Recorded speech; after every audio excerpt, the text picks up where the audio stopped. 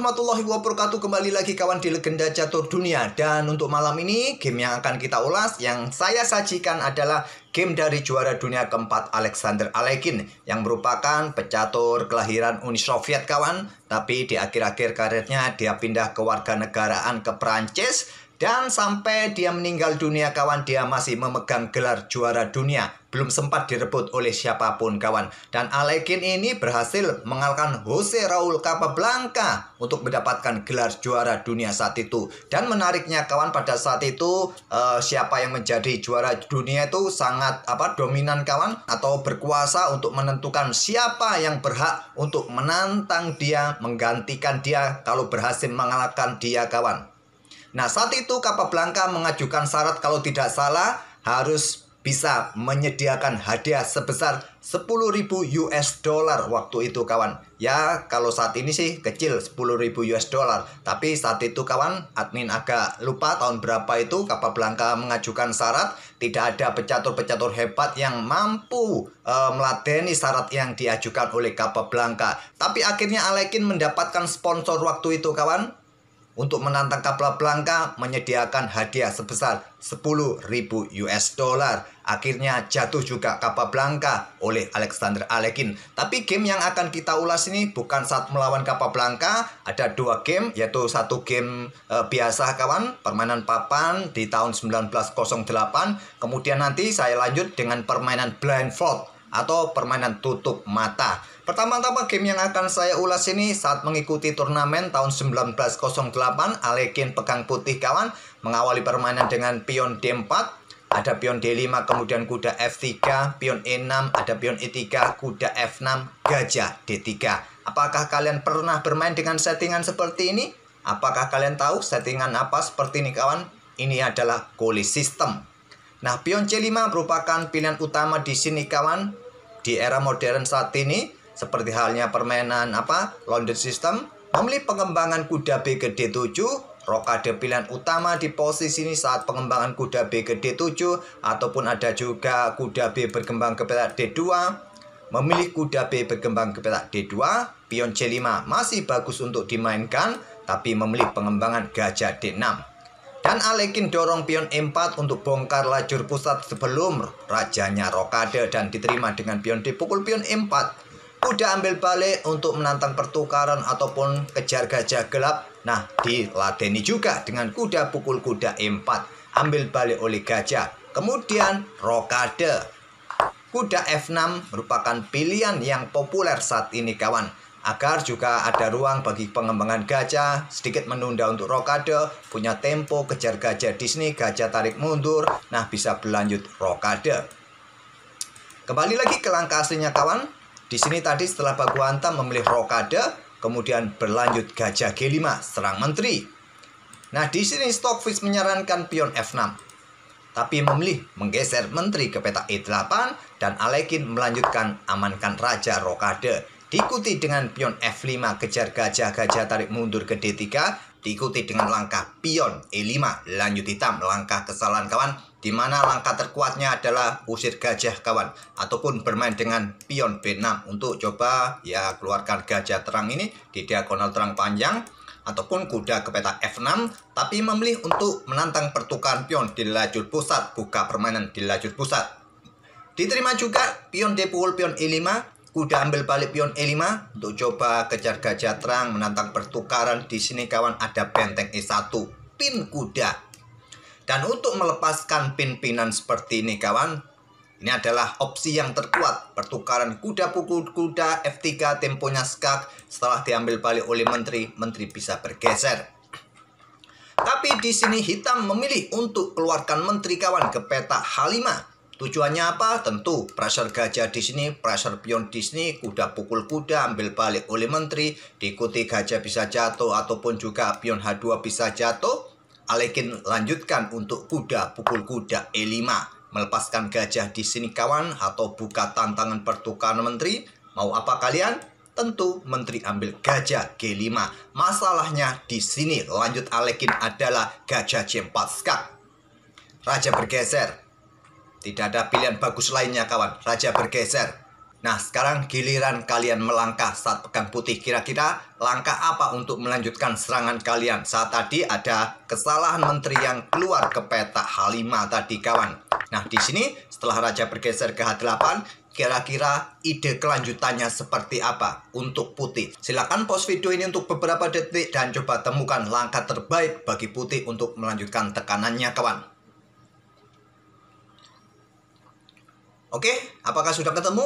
Apakah butuh beberapa detik, 10 detik, bahkan 1 menit untuk menentukan langkah terbaiknya? Alekin korbankan menteri sikat gajah di peta D6. Tujuannya apa? Agar tidak ada yang memperkuat peta F8, kawan. Nah, di sini hitam melanjutkan korban menteri juga ambil pion G2, tapi selepas diambil oleh raja, hitam menyerah. Kenapa di sini hitam tidak berani ambil menteri, kawan? Tentu alasannya adalah ancaman kuda ini bergerak ke peta F7 juga mendapatkan menteri. Tentu kalah satu perwira, kawan. Kalau raja bergeser ke peta G8, tentu menteri jatuh. Kalau disikat oleh benteng di sini, awas ada benteng, kawan, ancaman skakmat. Jadi kelanjutannya tentu setelah kuda F7, raja bergeser, sikat menteri, kawan, dan putih unggul satu perwira penuh. Tak perlu kita otak-atik gamenya, kawan. Tentu raja bergeser lagi ke sini untuk menghindari skak. Nah, bisa berlanjut dengan kuda ke F7 ataupun benteng segera diangkat ke baris ke-7, kawan. Oleh karena itu, saat pengorbanan menteri tadi ambil gajah di peta D6 diikuti pengorbanan menteri hitam yang sepertinya sudah tidak bisa berpikir lagi hitam, kawan. Setelah raja ambil balik, hitam menyerah di langkah ke-17. Oke, kita lanjut ke game berikutnya. Masih dari permainan Alekin. Kali ini permainan tutup mata, kawan, yang terjadi di tahun 1914. Dan ini adalah permainan tutup mata sesama pecatur asal Uni Soviet, Bogoljubov, salah satu pecatur kuat di eranya juga, kawan. Nah, di sini Alekin pegang putih, kawan, mengawali dengan pion E4. Sekali lagi, permainan ini adalah permainan tutup mata, jadi benar-benar matanya ditutup. Ada pihak ketiga yang menjalankan buah catur, kawan. Pemain hanya tinggal ngomong, pion maju ke sini, gajah melangkah ke sini, kuda melangkah ke sini. Nah, pihak ketiga itulah yang menjalankan buah catur. Biasanya seperti itu, kawan, di era-era saat itu. Tapi kalau di era sekarang kan enak, bisa main dengan komputer, bisa menggunakan laptop atau semacamnya, kawan. Lanjut dengan pion E5, ada kuda C3 pembukaan Vienna atau pembukaan Austria dipilih oleh Alekin. Nah, di sini kuda F6, pion G3 ataupun gajah C4, dua pilihan utama di posisi ini, atau langsung bermain dengan pion F4, kawan. Alekin memainkan gajah C4. Kuda C6 pilihan utama, kawan, ataupun juga mendapatkan pion yang di sini nanti gantinya ada serangan pion D5, kawan. Tapi di sini hitam lebih memilih dengan langkah gajah C5. Nah, sekarang formasinya seperti pembukaan Italia, bedanya tidak ada kuda di peta F3. Pion D3 merupakan pilihan utama untuk segera keluarkan gajah gelap, juga perkuat posisi pion pusat agar tidak ada gangguan dari kuda, kawan. Tapi Alekin di sini, kawan, memilih bermain dengan pion B4. Seperti permainan apa, kawan, di Italian game Evans Gambit, tapi belum ada kuda F3 di sini dan gambit ini diterima. Pengorbanan pion diterima, gajah ambil pion B4. Kemudian Alekin melanjutkan langkah kuda ke pusat, menantang pertukaran kuda atau ancam gajah gelap di sini. Nah, di sini kuda pukul kuda D5. Yang terkuat ambil menggunakan gajah. Biarkan pion ini tetap kontrol peta ruang-ruang terang ini, kawan. Tapi Alekin mempunyai pemikiran lain dengan ambil balik menggunakan pion. Lanjut dengan pion D6. Alekin lanjutkan pengembangan kuda G ke E2. Di sini rokade hitam, kawan. Yang terkuat menurut engine, menteri langsung keluar ke peta H4, bisa jadi pilihan opsi yang kuat sebelum tunda rokade. Mungkin gajah tarik mundur ke peta B3, kawan, baru rokade di langkah berikutnya. Rokade ini sebetulnya langkah yang ya logis juga, lumrah juga. Memang perhitungan engine dengan kalkulasi manusia terkadang ada sedikit perbedaan, apakah langkah itu terbaik ataupun kurang kuat, kurang akurat. Tadi juga ada pertanyaan kawan-kawan di kolom komentar. Sekali lagi saya menggunakan papan dari chess.com, kawan. Ada sedikit perbedaan jika kalian bermain di Lichess. Tentu klasifikasi kesalahan ataupun langkah-langkah yang lain ini sedikit berbeda dengan yang ada di Lichess, kawan. Oke, kembali lagi ke langkah aslinya. Dan di sini Alekin juga rokade. Mengembangkan kuda ke D7. Langkah kuat lainnya, Menteri masih bisa keluar ke peta H4. Di sini coba serang gajah. Gajah mundur, nanti bisa diikuti pengembangan perwira yang lain atau dengan blokade pion D4. Sementara waktu serangan dari Menteri H4 kawan. Tapi memilih pengembangan kuda ke D7. Sekarang pion C3. Gajah mundur ke C5. Diserang lagi dengan pion D4. Gajah mundur ke B6. Sekarang gantian pion F4 dimainkan oleh Alekin. Menantang pertukaran kawan agar lajur F-nya terbuka. Cuma masalahnya harus hati-hati. Saat pion ini didorong, otomatis pion pusat kena pin. Nah, di sini Bokol Jubov memilih dengan pion E pukul pion D4. Benteng E8 merupakan pilihan yang kuat juga. Tapi pion E pukul pion D4 juga masih cukup kuat kawan. Coba lihat sampai langkah ke-11 ini. Kedua pemain dalam kondisi tutup mata masih hafal posisi-posisi buah di atas papan kawan. Tapi sekarang kita lihat evaluasi bar ini menunjukkan bahwa hitam dalam posisi yang bagus. Karena pengorbanan pion B4 tadi merupakan langkah kesalahan dari putih. Sehingga memberikan posisi yang bagus bagi hitam. Nah di sini kawan, kuda ambil pion D4 lanjut Alekin. Lagi-lagi langkah yang kurang akurat. Pion yang ambil pion D4 merupakan yang terkuat untuk kontrol ruang-ruang gelap ini agar tidak dihinggapi oleh kuda kawan. Tapi memilih untuk ambil menggunakan kuda. Kuda E5. Langkah blunder ternyata. Apakah hitam atau Efim Bokol Jubov ini lupa kalau ada pion F4 kawan? Tidak. Rencananya seperti ini. Saat pion ini ambil kuda, ambil balik menggunakan pion D, posisi kuda dalam posisi kena pin kawan. Itulah kenapa tadi beberapa langkah sebelumnya pion C ambil balik pion D4 merupakan pilihan terkuat. Tapi ambil balik menggunakan kuda memberikan kesempatan kuda ke peta E5. Tapi langkah ini langkah blunder. Yang terkuat dengan benteng E8 terlebih dahulu. Masih Menteri ke H4 juga masih cukup bagus untuk dimainkan kawan. Tapi kuda E5, pion ambil kuda E5, pion pukul balik untuk coba mendapatkan ganti. Tapi masalahnya tadi dengan pengorbanan pion B4, ide dari Alekin adalah gajah A3 kawan, serang benteng. Coba lihat di langkah keberapa tadi korban pion, sehingga posisi gajahnya juga mendapatkan diagonal serang yang sangat bagus kawan dari Alekin. Permainan tutup mata saja sudah bisa merencanakan sesuatu seperti ini. Apalagi matanya dibuka. Lanjut ada benteng E8. Yang terkuat serahkan benteng pada gajah. Langsung ambil kuda di sini dan nanti bisa dilanjut discover. Tapi memilih dengan benteng E8 terlebih dahulu. Alekin membalas dengan Menteri F3. Langsung direct untuk coba serang pion F7.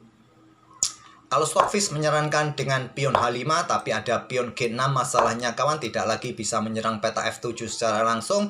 Mungkin Menteri akan bergeser ke peta H6. Nah nanti gajah ini mungkin dikeluarkan ke peta F5. Oke, kembali lagi ke langkah aslinya. Alekin memilih menterinya ke F3 saja. Nah di sini hitam melanjutkan pion ambil kuda D4. Langkah kesalahan lagi kawan. Pion F5 bagus dilanjutkan oleh hitam. Menurut engine raja bergeser untuk menghindari tekanan dari diagonal ini ataupun menteri kawan pada peta F7 nya. Tapi pilih langsung ambil kuda. Pion ambil kuda D4. Tidak segan-segan Alekin meluncur ambil pion F7 skak. Raja terpaksa bergeser ke H8. Kemudian meluncur gajah gelap ke F8. Tentu kalau disikat ambil balik dengan benteng skakmat kawan. Dan juga untuk dukungan bagi menteri ancaman skakmat juga. Masih bisa diantisipasi oleh Efim Bokol Jubov dengan langkah pion D pukul pion C3. Open skak di sini. Setelah raja bergeser kawan. Bagaimana kalau diblokade dengan benteng? Bahayanya ya bahaya tentu saja kawan. Benteng akan ambil gajah kawan. Karena posisi benteng tidak bisa lagi meluncur nanti karena posisinya kena pin.